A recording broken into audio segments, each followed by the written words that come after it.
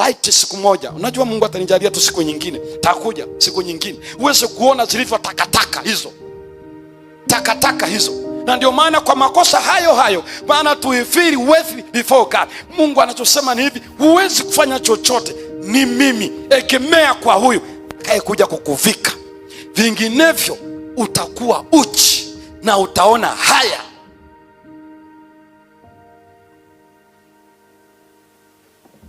Amesema nakupa ushauri, nunua kwangu vazi. Hilo vazi unalinunuaje? Linanunuliwa kwa gharama.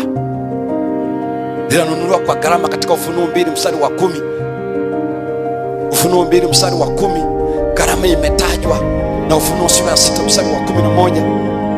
Ufunuo 12:10 anasema uwe mwaminifu hata nami nitakupatia mkate.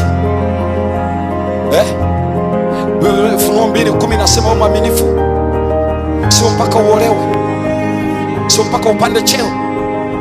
Mwivi nazungumza na watu hapa ama nazungumza na nani? Biblia inasema uwe mwaminifu at where? Hata kufa. Uwe mwaminifu mpaka wapi? Hata kufa. Leo kuna equation ambayo inafanyika, watu wakiwa waaminifu wao wanafikiri uaminifu ni mambo ya physical, kumbe ni Harmagedon. Haihusiani na economic, haihusiani na chochote.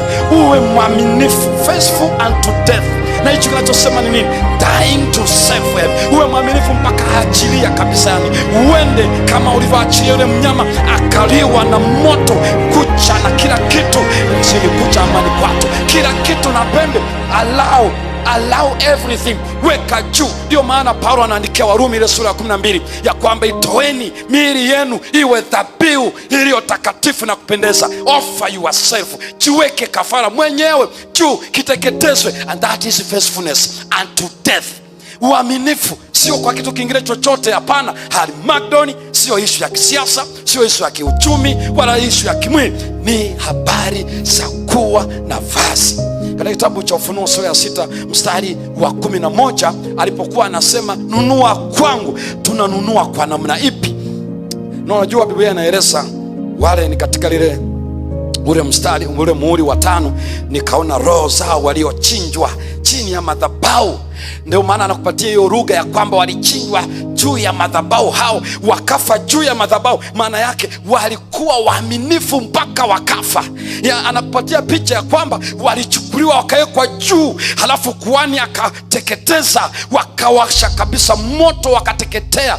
They were faithful unto death. Soma kitabu cha Ufunuo sura ya 6 mstari wa 11, anasemaje? Nao wakapewa kila mmoja nguo ndefu. Walipolia, Bwana habari gani juu yetu, juu ya jina lako? Akasema subirini, kuna watakao chinjwa kwa ajili kama ninyi pia, ila wakapewa vazi nini? Nguo ndefu. Akasema ninyi mnahitaji vazi nyeupe.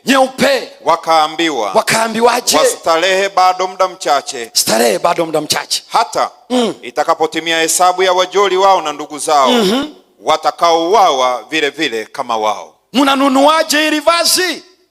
Vazi halinunuliwi kwa sababu ni kwa damu ya mwana kondoo.